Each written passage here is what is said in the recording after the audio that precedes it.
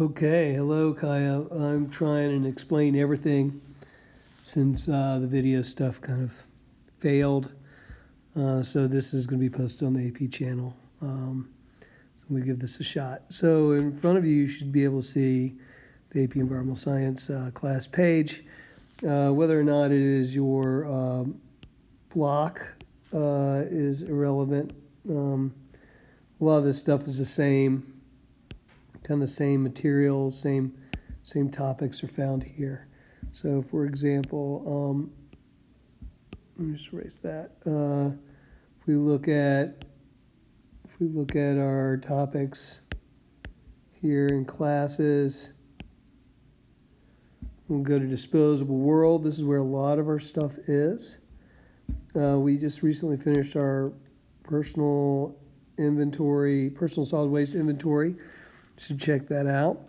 A couple things that you should look at on your own that I highly recommend and that we've watched in class is these two videos on recycling. Recycling is really not doing well globally, and having the background to that is important. And in class, we watched and learned about those issues. So please look at those videos. A lot of the stuff that I'm going to do today on this particular video is going to be focused on our notes that are posted in here. Our notes can be found at the top of all of this. And I'm going to circle it. It's right there, okay? So I'm going to go there. And I'm going to, I've got some pages loaded up that I'm going to draw on this next page. Okay, so we're going to go to that one now. Move forward. So on that page, we're going to look at these particular. See if I can get this to work. If I could zoom in on these. Yeah, I can't. Okay, so we're looking at our chapter here. And let's just look at the goals of this chapter. I've already written some notes on here from earlier. So, we've looked at this types of waste we generate. This is the personal solid waste inventory that you're working on. And then we're looking at how waste is managed on a local and a global level. We're looking at the scale of the waste issue, which is all going to be included in this little talk. And then eventually we'll look at conventional solid waste disposal, and then ways to reduce waste, which we've talked about in class already. We've already talked about hazardous waste management. Remember, we looked at several different methodologies. The hog and haul stuff I just highlighted, and then if we do bioremediation, it stays put and they contain the waste, and then they get nature to digest it, either using plants, fungi, or bacteria. Okay, so the main focus of today is we're looking at the scale of our waste problem and what do we do with them. And we have basically these two options for disposal.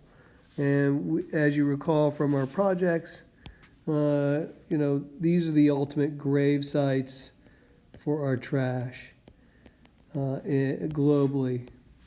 So we have, this is landfill. And incineration is our other choice. What's interesting about landfill is that this is landfill afterwards. So we'll look at the pros and cons of that at the fresh kill site. I believe, I can't recall if we went through all these slides together already or not. Let's just go through them quickly. The primary focus of of solid waste is to manage it and put the correct categories of things in the right grave, the right disposal place. So, but because there's such sheer volumes of stuff, the primary approach for managing waste is source reduction. Source reduction is vital because landfills and incinerators have to keep up with this trash, and they don't really clean up. They create a different problem, right?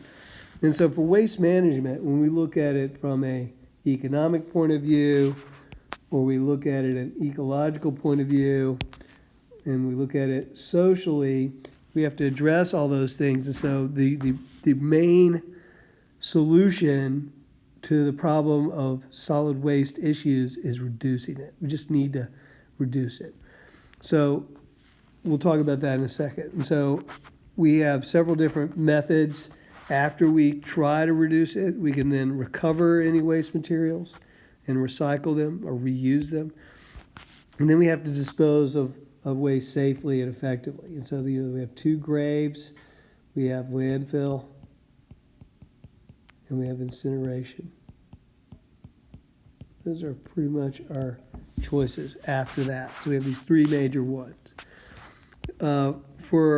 For most countries, source reduction is preferred approach. It is cheaper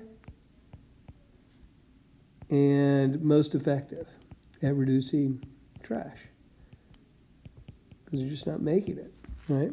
A couple of terms, this term right here, waste stream, we'll be using a lot. You should know that.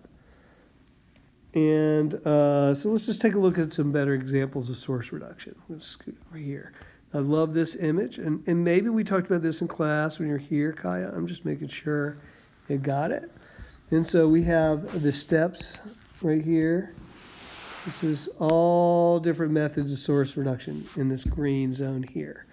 And so these are like several major steps that most producers or manufacturers are working on, or municipalities are working on to reduce the municipal solid waste stream.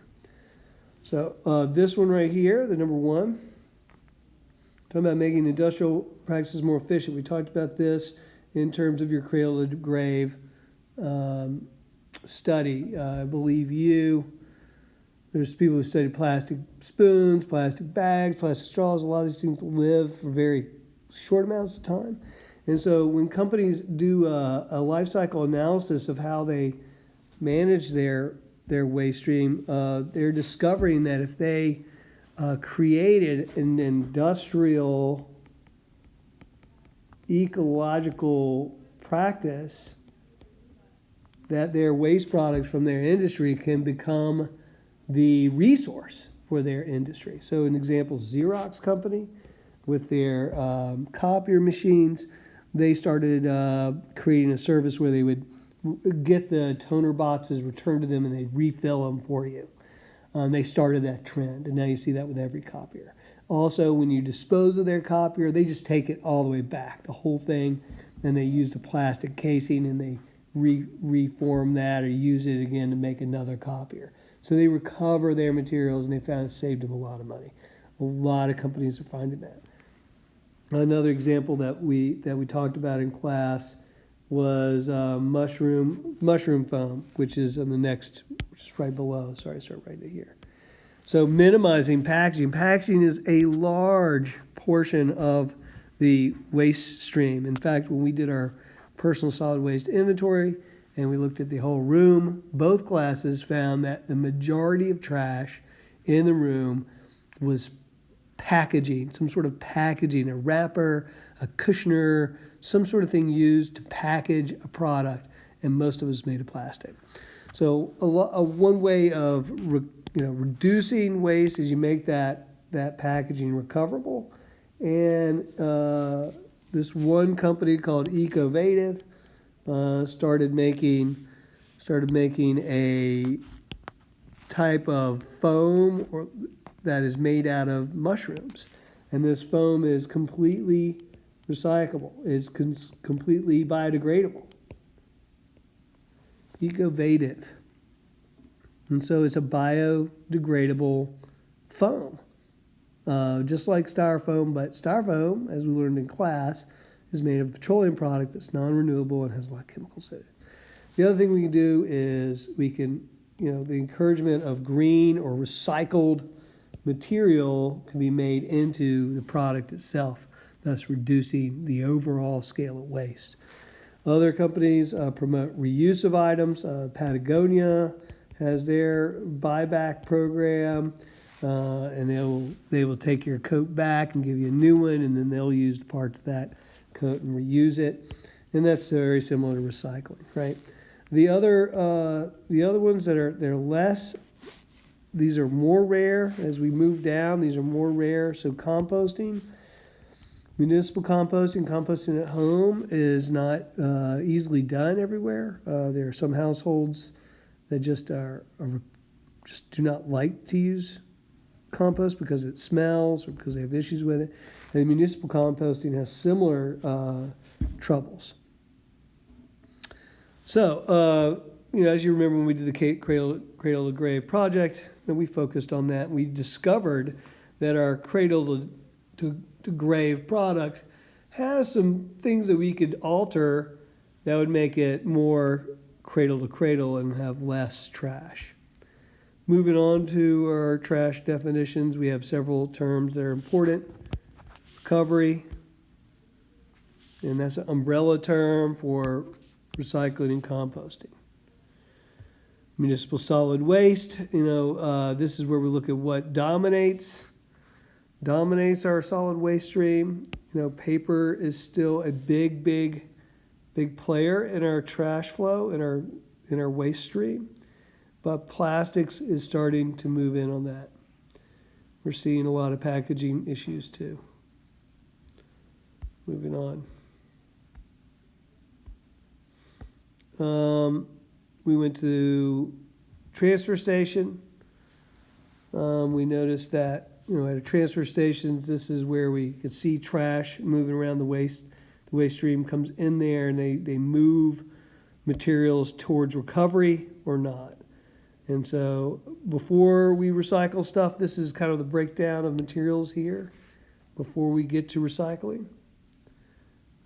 What makes up the waste stream? So you can see paper is a big one. Plastics. Now these numbers are old. I would say plastics is probably getting higher up there. And then after we recycle, that's how much is in the waste stream. You can see the plastics now win there. Okay.